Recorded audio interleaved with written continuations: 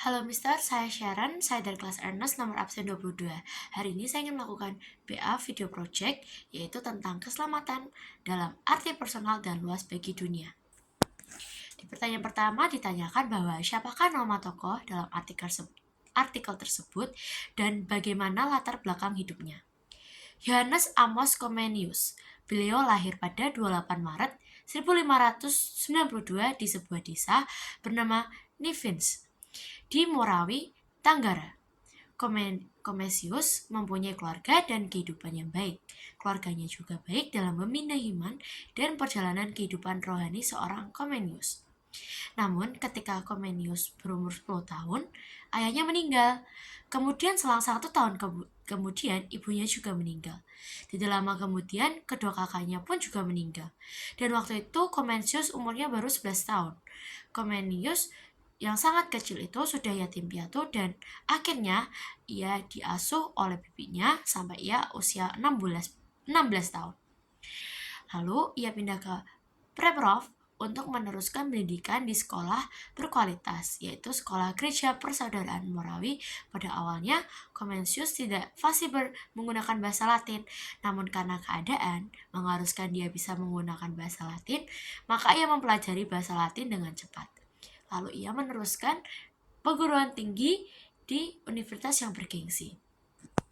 Di pertanyaan gue ditanyakan bahwa apa yang dilakukan oleh tokoh tersebut untuk dunia sebagai wujud persembahannya kepada Tuhan.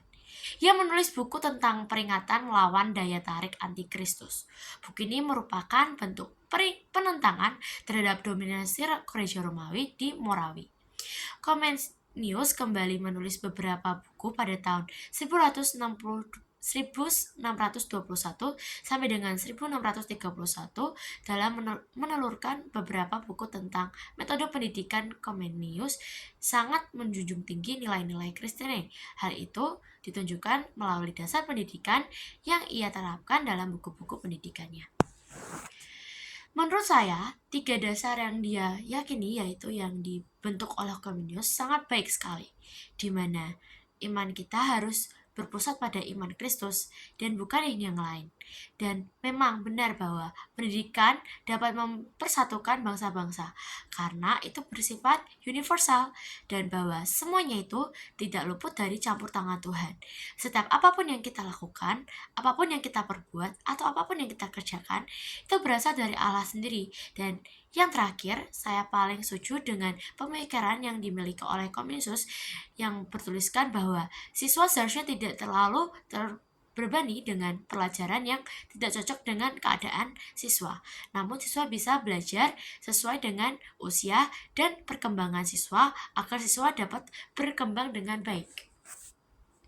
Menurut saya, semua orang wajib mendapatkan pendidikan yang setara. Mau itu orang yang kaya, miskin, orang negara yang berbeda, orang berambut keriting, lurus, orang berkulit putih, hitam, cawo matang, orang Asia, orang Eropa, orang manapun, itu berhak mendapatkan kualitas pendidikan yang sama.